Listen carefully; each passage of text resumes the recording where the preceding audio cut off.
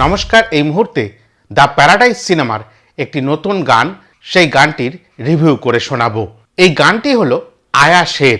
তবে এই গানটির ব্যাখ্যা করার আগে এই সিনেমাটির সম্বন্ধে দু চারটি কথা বলে নিতে হবে। আজ থেকে 8-9 মাস আগেই এই সিনেমাটির একটা গ্লিম্পস এসে পৌঁছেছিল, যেখানে র স্টেটমেন্টস ছিল এবং তাতেই বোঝা গেছিল যে এই সিনেমাটি কি ধরনের সিনেমা হতে চলেছে।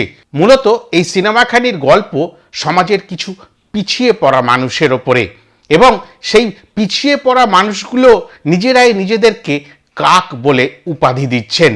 इतिहास में सब लोगों ने तोते और कबूतरों के बारे में लिखा, लेकिन उसी जात में पैदा हुए कौओं के बारे में घंटा भी नहीं लिखा। হ্যাঁ, সবাই তোতা বা কবুতরকে নিয়ে আলোচনা করে, তাদেরকে ঘরে পোষে, তাদেরকে নিয়ে ভালো ভালো কবিতা হয়, গান হয়, কিন্তু কোনো সময় তাদেরই প্রজাতিভুক্ত আরেকটি পাখি কাককে নিয়ে কোনো কথা বলা হয় না। কেন?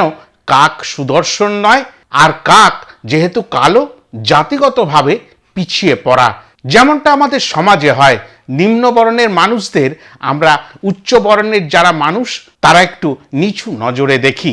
এটা বহু যুগ ধরে হয়ে আসছে, কিন্তু এই সিনেমার মধ্যে ওই তোতা বা কবুতর নয়, এই কাককে নিয়েই গল্প বলার প্রচেষ্টা দেখানো হয়েছে। আর ওই সমাজের পিছিয়ে পড়া মানুষগুলোর কথা বা ওই কালো কাকেদের কথা বলতে আসছেন নানি, যাদের মৃত্যু হলেও কেউ খবর রাখে না। গ্রামের পর গ্রাম উজাড় হয়ে যায় ওই নিম্ন জাতিভুক্ত মানুষদের, তবুও কেউ খবর রাখে না। নেতা মন্ত্রী বা সমাজের উচ্চস্তরে বসে থাকা আমলারা কেউ খবর রাখে না, তাদের খবর রাখবেন নানি। তবে ওই গ্লিম্পসে জানতে পেরেছিলাম এই সিনেমাটি বা দ্য প্যারাডাইস সিনেমাটি মার্চ মাসের শেষের দিকে 2026-এ এসে পৌঁছাবে, সম্ভবত 2026-এর 26শে মার্চ। কিন্তু পরবর্তী সময় সেইটা পিছিয়ে পড়ে, মানে শুভ মুক্তির দিনটি পিছিয়ে পড়ে, এবং সেটা সম্ভবত এই মুহূর্তে গিয়ে দাঁড়িয়েছে 21শে অগস্ট। এবার চলে আসি এই সিনেমাটির যে ওই গ্লিম্পসটায় আর কি পেলাম।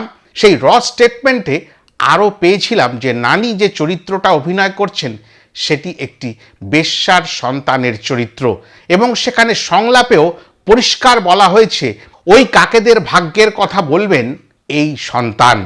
ये नुचे हुए कौओं को जोड़ने वाले एक रंडी की औलाद की कहानी है। সমাজের উচ্চস্তরের মানুষদের থেকে শোষিত হয়ে যখন এই ধরনের কাকের মতন জীবনযাপন করতে হয় ওই সমাজেরই কিছু প্রান্তিক মানুষদের, তখন কাউকে না কাউকে তো নায়ক হয়ে উঠতেই হয়। আর এখানে নানির চরিত্রকে যে নায়ক হিসেবে তুলে ধরা হয়েছে সেটা তার পিঠের একটি লেখা দেখে পরিষ্কার হয়। হিরো। এই সিনেমায় তার লুকখানি কিন্তু বিধ্বংসী। মাথায় বিনুনি টাইপের রয়েছে, যেগুলো মেয়েদের বিশেষ করে দেখা যায়, সেটা পেছন থেকে ঝুলছে, পেছনের যখন শট দেখানো হচ্ছে সেটা পরিষ্কারভাবে দেখানো হচ্ছে, খালি গায়ে বিশেষ করে। আবার এই গানটির মধ্যে পোশাক পরিহিত অবস্থাতেও সেই চটি বা সেই বিনুনি দুটোকে পরিষ্কারভাবে দেখা যাচ্ছে। আর পাশাপাশি এখানে যিনি মায়ের চরিত্রে রয়েছেন তার গলায় শোনা যাচ্ছে ওই গ্লিম্পসের মধ্যে দিয়ে যে যখন মায়ের বুকের দুধ শুকিয়ে যায় তখন গায়ের রক্ত দিয়ে সন্তানকে মানুষ করে, এবং সেই সন্তানই আগামী দিনে এই ধরনের অনাচার অবিচারের বিরুদ্ধে লড়াই করবে একেবারে সমাজের নায়ক হয়ে।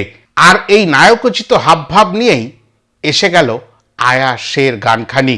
হ্যাঁ, এবার প্রশ্ন উঠতেই পারে যে আগে গান কেন? গ্লিম্পসের পরে প্রি টিজার আসে, টিজার আসে বা অন্যান্য বিষয়গুলো আসে, কিন্তু সরাসরি গান কেন? যেহেতু এই মার্চ মাসেই আসার কথা ছিল এই সিনেমাখানি, মানে শুভ মুক্তির দিনক্ষণ ঠিক হয়েছিল, সেটা যখন হলো না তখন দর্শকদের তাতিয়ে রাখার জন্য, নানির যারা ভক্ত আছেন তাদেরকে জানান দেওয়ার জন্য এই গানখানিকে প্রথমে নিয়ে আসা হলো বলে আমার ধারণা। তবে এই গানটি আসার পরে একদিনের মধ্যে একেবারে বিনোদন জগতের মানচিত্র কিন্তু বদলে গেছে। এবার সেই ন্যাচারাল অ্যাক্টর নানির দ্য প্যারাডাইস সিনেমাটা নিয়ে আমার মধ্যে কিন্তু একটু উত্তেজনা রয়েছে। যখনই আসুক এটা দেখার প্রচেষ্টা নিশ্চয়ই করে থাকবে। তবে এই গানখানির মধ্যে আলাদা রকম একটা উন্মাদনা তৈরি হয়েছে, তার কারণ নানি একা নয়, এর সঙ্গে যুক্ত হয়েছে অনিরুদ্ধের মিউজিক। আর অনিরুদ্ধের মিউজিক থাকা মানেই সেই গান যে একটু ভিন্নতর হবে সেটা কিন্তু আমরা প্রত্যেকেই জানি। অনিরুদ্ধ থাকা মানে সেই সিনেমার গান এবং বিজিএম অন্য মাত্রায় গিয়ে পৌঁছায়। এখানে নানি আর অনিরুদ্ধের যৌথ প্রচেষ্টায় যে আয়া শের গানখানি আমরা পাচ্ছি তাতে কিন্তু আগুন ধরে গেছে। গানটির প্রারম্ভিক পর্যায়ে দেখতে পাবো নানি একটু একটু করে আমাদের সামনে ধরা দিচ্ছে।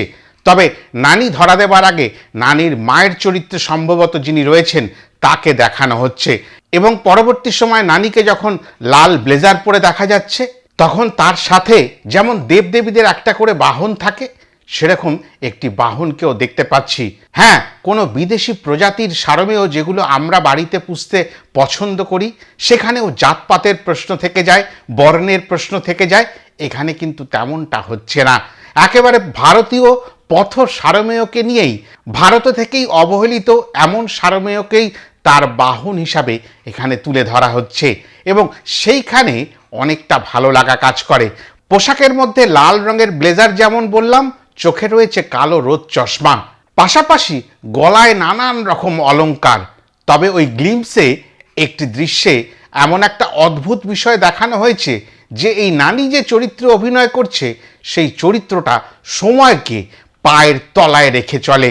দেখবেন ওই গ্লিমসের মধ্যে নানির পায়ে একটি কড়া টাইপের বিষয়বস্তু পরানো রয়েছে, তার মধ্যে একটি ছোট্ট ঘড়ি রয়েছে। তার মানে সে সময়কে অতিক্রম করে চলতে ভালোবাসে এবং সময়কে সে গুরুত্ব দেয় না। তার কর্মের সময় নির্ধারণ সে নিজেই করে। এই কারণে সময়ের প্রতীক ঘড়িকে তার পায়ে জায়গা দেওয়া হয়েছে।